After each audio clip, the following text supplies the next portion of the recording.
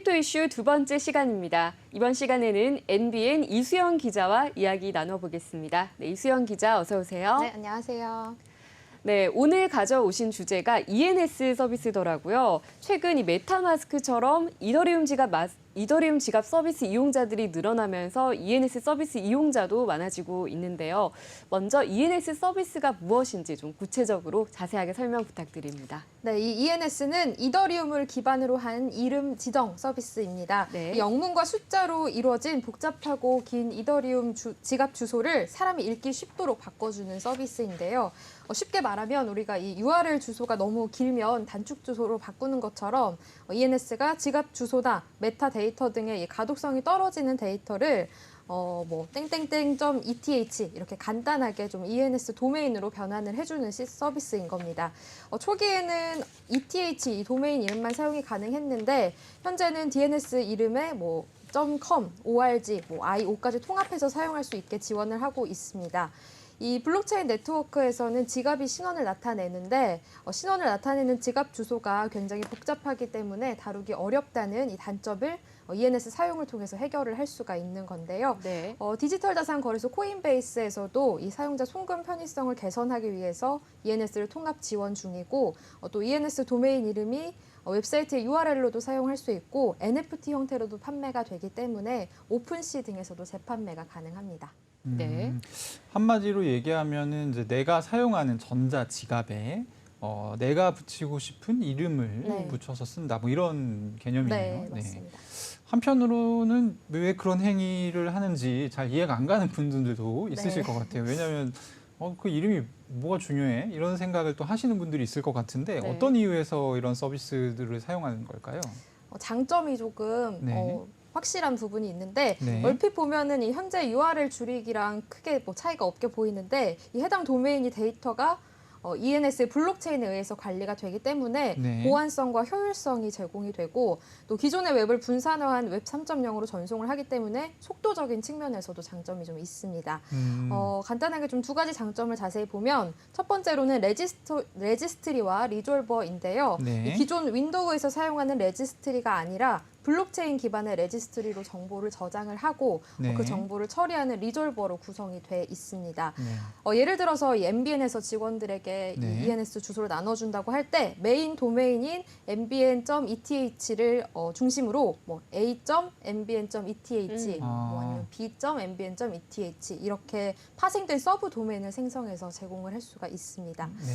이렇게 리졸버가 이렇게 생성된 ENS 주소를 실제 이더리움 주소로 변환하는 역할을 하는데요. 이 a.mbn.eth가 여기에 해당하는 이더리움 주소가 뭔지 이렇게 불러오는 역할을 하는 겁니다.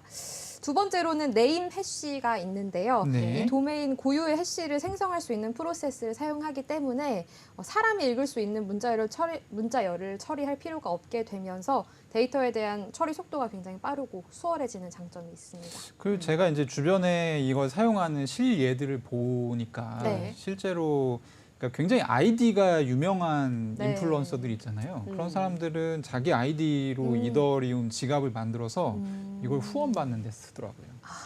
그러니까 이게 그냥 정체불명의 지갑 네. 주소가 있는 것보다는 네. 가령 이수영이다. 그러면 이제 이수영 기자의 이더리움 지갑을 이수영 지갑으로 하는 거죠. 훨씬 직관적이죠. 예, 그러면 이제 이수영 기자의 취재 활동에 후원을 해주세요, 네. 지원을 해주세요라는 요청을 할 때도 네. 조금 더 이제 사람의 마음을 좀 움직이는 그런 게 있나 네. 봐요. 네. 그래서 그런 용도로 일단 지금 많이 사용되고 있는 것 네, 같습니다. 또 그런 것처럼 아까 이수영 기자께서 네이밍의 NBN을 예로 들어서 네. 설명해 주시니까 네. NBN에서 뉴스를 진행하고 있는 저희 네. 입장에서는 조금 더 쉽게 이해가 됐는데요. 네. 그렇다면 실제로 이 이더리움 네임 서비스를 사용하는 사용자 수는 어떻게 되나요? 현재까지 생성된 도메인이 총 186만 9,709건이고요. 네. 현재까지 총 50만 8,384개 이더리움 주소가 이 ENS 주소를 활용을 하고 있습니다.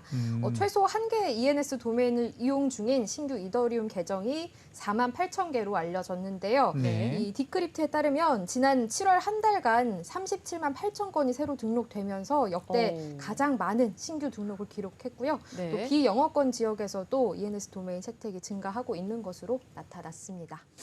지난 7월이면은 한참 이제 네. 분위기 안 좋을 크립토 때거든요. 윈터 크립토 시즌인데요. 시장에 네. 뭐 네. 윈터가 오는 거 아니냐 네. 이런 얘기도 나돌고. 근데 이게 그냥 공짜 서비스가 아니라 사실 돈을 내야 되는 네, 서비스잖아요. 맞습니다. 하락장에 이런 ENS 서비스의 사용자가 늘어난 이유가 좀 궁금해지는데요.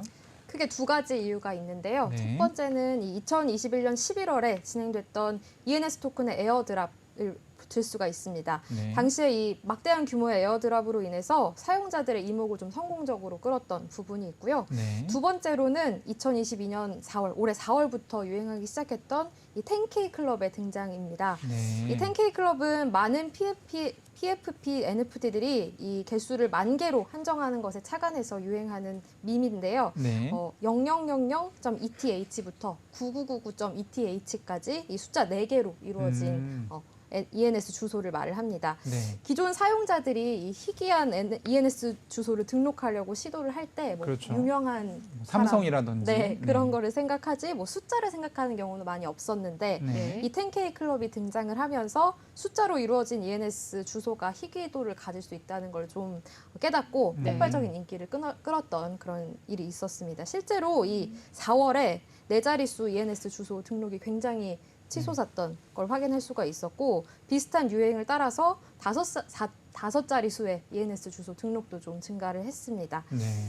이렇게 10K 클럽이 인기를 끌면서 굉장히 많은 파생 카테고리 ENS 주소들이 생겼는데 네. 알파벳 3글자, 또 아라비아 숫자 3글자, 영어 동사, 중국어 숫자 뭐 이런 예시가 있었습니다. 네. 네, 이렇게 해서 이더리움 네임 서비스의 구체적인 개념과 또 사용자가 늘어난 이유, 실제 사용자까지 쭉 말씀을 해주셨는데 그렇다면 이제 우리가 어떻게 사용할 수 있는지 그 부분도 좀 설명해 주시죠. 네, 사용 방법을 좀 알려드리면 네. 먼저 app.ens.domain으로 이동을 하면 네. 왼쪽 상단에 있는 연결 클릭 버튼이 있습니다. 아, 네. 여기서 이제 선호하는 디지털 자산 지갑을 연결을 하고 검색 탭에서 갖고 싶은 ETH 도메인을 검색을 하고 해당 도메인을 구매한 사람이 없으면 ENS에서는 해당 도메인 사용 가능으로 표시가 됩니다. 네. 이 도메인 이름을 클릭을 하면 등록 페이지로 안내가 되는데요. 이 도메인을 등록하고자 하는 기간을 연 단위로 추가를 하고 트랜잭션의 세부 사항을 확인한 다음에 등록을 요청할 수 있습니다. 이 연결된 지갑에서 트랜잭션을 승인하는 요청을 받는데요. 확인을 눌러서 트랜잭션을 승인하면 이제 웹3에서 공식적으로 도메인을 보유하게 되고 해당 도메인을 원하는 용도로 사용하거나 지갑에 연결을 할 수가 있습니다. 네. 이 결제하는 가격이 도메인의 길이와 원하는 이용 기간에 따라서 다른 아우, 것으로 알게 네. 되셨습니다. 네. 이제 저희가 지금 사진이 준비되질 않아서 보여드리진 못했는데 어쨌든 보니까 그 기존에 우리 이제 웹 도메인 신청하는 거랑 되게 똑같은 것 같아요. 네, 유사하네요. 되게 유사한 네. 서비스이고 처음에 웹 도메인 같은 경우도 원래 이제 .com 이러면 네. 이제 회사를 의미하는 거고 네. 뭐 co.kr 그러면 이제 한국에 있는 국가를 회사를 네. 의미하는 거고 네. 뭐 .org 이러면 비영리 기구를 의미하는 거잖아요. 근데 네. 최근에 이제 좀 제가 인상 깊게 봤던 게 .xyz라는 게 나왔어요. 이게 네. 무슨 뜻이냐면 그러니까 최종 종결자 뭐 음. 이런 의미가 있더라고요. 네. 최근에 뭐 IO 하면은 여기는 전자에서 음. 전자 관련 무언가를 다루는 회사고 음, 뭐 이런 식으로 지금 처음에는 ENS 서비스도 뭐 네. .com 아니면은 짧은 이름 정도로 하다가 굉장히 좀 여러 가지 그런 다양한 사용례가 지금 쌓이고 있는 것으로 네. 보입니다. 그러네요. 네. 국내에서도 비슷한 어떤 이런 이더리움 지갑 이제 이름을 정해주는 대행 서비스가 나올 것 같다는 생각이 드는데요. 내 이 지갑에 이름을 붙일 때 유의해야 되는 점 같은 게 있을까요, 혹시? 사실 아직까지는 뭐 법적으로 문제가 될 게 현재 있는 법안에서는 없다 보이는데 네. 미래에 조금 문제가 될 부분이 있는 것으로 좀 보이고 있는 부분들이 있습니다. 네. 이 ENS 웹페이지에 서술되어 있는 내용을 보면 레지스트라는 도메인을 소유하고 이 계약에 정의된 몇 가지 규칙을 따르는 사용자에게 이 해당 도메인의 하위 도메인을 발행하는 스마트 계약이라고 쓰여 있습니다. 네. 여기서 우선적으로 신청하는 사람에게 레지스트리에 등록할 권한을 부여하는데요. 네. 이 누구나 이러한 등록기관 계약에 의해 부과된 규칙에 따라서 본인이 사용할 도메인의 소유권을 얻을 수 있다고 설명을 합니다. 그러면 이 ENS에 우리가 흔히 아는 상표 이름을 붙여서 네. NFT 발행을 하면 이 상표권이 문제가 될 수가 있는데요. 최근에 이 상표 등록을 하면서 가상세계 용도로 상표 등록을 하는 경우가 종종 발견이 되고 있습니다. 네. 이 상표권의 범위는 지정 상품에 대해서만 유효하기 때문에 사실 이 가상세계와 관련해서 사용하기로 한 게 아니라면 등록 상표라고 해도 이 ENS를 사용하는 사람에게 상표권에 따른 금지, 사용 금지 청구를 하기는 조금 어려운 것으로 보이는데요. 그래서 생각하는 게 이 부정경쟁 방지법이 또 있습니다. 네. 이 부정경쟁 방지법 제2조에서 부정경쟁 행위에 대해서 규정을 하고 있는데 비상업적 사용 등 정당한 사용 없이 국내에 널리 인식된 이 타인의 성명상호와 동일하거나 유사한 것을 사용해서 식별력이나 명성을 손상하는 행위 이렇게 규정을 하고 있습니다. 이 저명한 상표와 동일하거나 유사한 도메인 이름을 등록하거나 보유하는 행위를 규정해서 도메인 선점을 금지하고 있고요. 이 타인의 노력으로 만들어진 성과를 공정한 상거래 관행이나 경쟁 질서에 반하는 이런 방법으로 자신의 영업을 위해서 무단으로 사용하는 행위를 금지하고 있어서 이 각 조항에 해당하는지 여부가 좀 논의될 것으로 보이고 있습니다. 기자님이 이 처음에 이 사용자가 얼마나 되나요?라고 이제 네. 앵커님이 물어보시니까 대답을 주셨던 게 약 도메인이 186만 건 네. 이상 되고 네. 그리고 이제 신규 이더리움 계정 ENS 최소 1개 이상의 ENS 도메인을 이용 중인 네. 신규 지갑 주소가 한 4만 개 조금 넘는다고 하셨어요. 네. 예, 그러니까 사실은 굉장히 많은 복수의 등록자들이 있다는 네, 얘기잖아요, 맞습니다. 이미. 네. 근데 이제 지금 설명해 주신 거는 어떤 저작권 관련해서 일단 문제가 첫 번째로 생길 수가 있고 네. 한국의 경우에는 이제 부정경쟁 방지법에 네. 저촉되는 사례가 나올 수 있겠다라는 네. 말씀이시죠. 맞습니다. 네, 그리고 네. 네, 네. 말씀하시죠. 추가하실 내용이 추가하실 내용 있으면 말씀해 주시죠. 네, 이렇게 뭐 문제가 될 거라고 하기보다는 좀 네. 대중화를 막을 수 있는 요소를 해결해야 될 부분이 좀 있는데요. 네. 이 ENS 주소의 중앙화가 있습니다. 네. 특히 이 앞서 언급했던 10K 클럽의 경우에는 초기에 인기를 끌 때 등록되지 않았던 이 4자릿수의 ENS 주소들이 소수에 의해서 등록이 됐기 때문에 네. 소수가 초반에 수많은 ENS 주소를 보유하면서 시작이 됐고 이게 뭐 1K 클럽이나 다른 클럽에서 별반 다르지가 않았습니다. 네. 물론 이들이 등록한 이 ENS 주소가 2차 시장에서도 거래가 되면서 분배 양상이 좀 많이 바뀌긴 했는데 네. 그럼에도 불구하고 이 10K 클럽의 경우에는 상위 50명이 가지고 있는 주소 수가 2,200개로 전체 뭐 22% 정도 차지를 하고 있다고 하는데 네. 이게 좀 분배 중앙화 문제가 해결되는 네. 게 이렇게 대중화를 막을 수 있는 요소를 없애는 그런 방법이 되지 않을까 이렇게 보고 그러니까 있습니다. 이게 ENS 서비스라는 것은 기본적으로 더 많은 사람들이 친숙하게 이더리움 어떤 지갑을 사용할 수 있게끔 네. 아이디어를 낸 건데 네. 이게 결국 이제 거꾸로 이 네. 대중화를 좀 막는 네. 그런 네. 굉장히 안 좋은 그런 기분이 나쁠 거잖아요. 그러겠죠. 내가 내 이름으로 네. 하려고 했는데 알고 보니 있어. 네. 근데 이 사람이 이걸 쓰려면 뭐 터무니없는 가격을 부른다 네. 이러면 또 굉장히 기분이 나쁠 수 있으니까요. 네, 좋은 지점인 것 같습니다. 네. 네, ENS와 관련된 소식 잘 들었고요. 다음은 일론 머스크의 트위터 인수 소식으로 넘어가 보겠습니다. 뭐 일론 머스크가 최근에 트위터 인수를 성공적으로 마쳤다는 소식인데 사실 그동안 인수를 한다고 했다가 네. 또 번복했다가 이런 여러 가지 우여곡절이 많았었잖아요. 네. 이제 결과적으로 일론 네. 머스크 테슬라 CEO가 현재 시각으로 지난달 27일에 이 트위터를 440억 달러, 우리 돈으로는 62조 4천억 원에 인수하는 거래를 완료했습니다. 네. 머스크는 올 1월부터 트위터 주식을 사 모았고 지난 4월 트위터 주식을 총 440억 달러의 전량 인수한다고 밝혔는데요. 하지만 이 7월에 트위터 측이 제공한 가짜 계정 현황을 믿지 못하겠다는 이유로 계약을 파기했고 오는 10월 4일에는 또 다시 트위터를 원래 계약대로 인수하겠다고 번복을 했습니다. 네. 이렇게 공식적으로 트위터를 인수하면서 좀 혼란이 시작될 것으로 보이는데요. 현재 트위터의 경영 상태가 좀 좋지가 않습니다. 네. 올 2분기에 트위터 매출은 1년 전보다 1% 감소했고 같은 기간에 2억 7천만 달러의 손실을 냈는데요. 네. 블룸버그와 CNBC 등 이 외신에 따르면 머스크는 이날 트위터 인수 거래를 완료하고 이제 기존 직원들을 해고하는 뭐 이런 과정을 거치면서 뭐 네. CEO였던 파라그 아그라왈과 최고 재무 책임자였던 네드 세갈, 또 법무와 정책 책임자였던 비잘 가데를 해고하기도 했습니다. 그 뉴스 보니까 네. 진짜로 그 미국식 해고를 했더라고요. 이렇게 네. 트위터 직원들이 박스에 자기 소지품 담아가지고 네. 나오고 있는 사진이 찍혀서 기사에 박제가 됐던데 네. 어쨌든 말씀해 주셨던 것처럼 트위터 인수 후에 일론 머스크가 제일 먼저 한 게 세 가지가 있는데 네. 하나는 이제 인력 감축을 한 네. 것이고 두 번째는 이 트위터가 원래 이제 상장이 되어 있는 기업인데 이것을 이제 비상장 기업으로 되돌리는 네. 사실 이게 굉장히 어려운 작업이거든요. 네. 원래 상장을 한번 했다가 이거를 네. 비상장 상태로 되돌리는 게 굉장히 어려운 작업인데 이 작업을 지금 진행 중이고 네. 네, 마지막으로 한 게 도널드 트럼프 대통령의 계정을 네. 복구하는 네. 미국 전 것이었습니다. 대통령이죠. 네, 이런 네. 것들이 좀 화제가 많이 됐죠. 네, 맞습니다. 이렇게 트위터 인수하면서 트위터가 상장 폐지 절차를 밟게 됐습니다. 네. 트위터 주식이 지난 28일부터 뉴욕 증시 거래가 중단이 됐고요. 이 머스크가 상장 폐지하고 개인 회사로 만들고 이를 정상화한 후에 뭐 3년 내에 재상장할 수 있다 이렇게 밝혔었습니다. 또 이 정리 해고에 대한 내용을 좀 보면 전체 직원의 25%를 감축하는 1차 정리 해고를 단행할 것이라는 보도가 나왔는데요. 네. 트위터의 직원이 총 7천여 명인데 이 정리 해고가 모든 부서에 영향이 미칠 것으로 보이고 있습니다. 이 현지 시간 31일 워싱턴 포스트에 따르면 머스크의 트위터 인수팀이 이 주말 내내 인력의 25%를 해고할 계획에 대해서 구체적인 논의를 진행했는데요. 익명을 요구한 한 관계자에 따르면 이 해고 인원이 50%에 육박할 수도 있다고 네. 좀 밝히기도 했습니다. 네. 또 이사회도 해산시켰는데요.